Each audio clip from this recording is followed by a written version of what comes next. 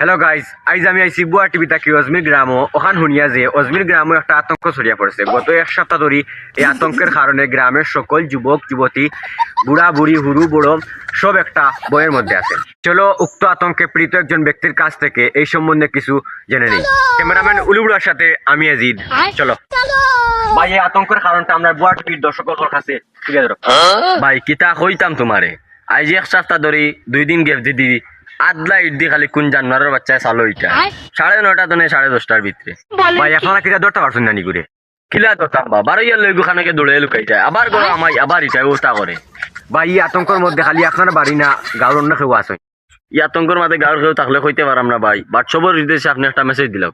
अच्छा আচ্ছা আর আমার বুয়া টিভির দর্শক সকলের উদ্দেশ্যে একটা মেসেজ দিয়া যে তারা ঠিক আছে। 9:30 থেকে 10:30 পর্যন্ত আমরা অজমির ঠিক আছে। গ্রামে পাহারা দেওয়ার লাগিতাম, যাতে এই ঠিক আছে, আতঙ্কে সমঝিয়া। গ্রামের আর কেউ যেন পীড়িত না হয়। समझ गया।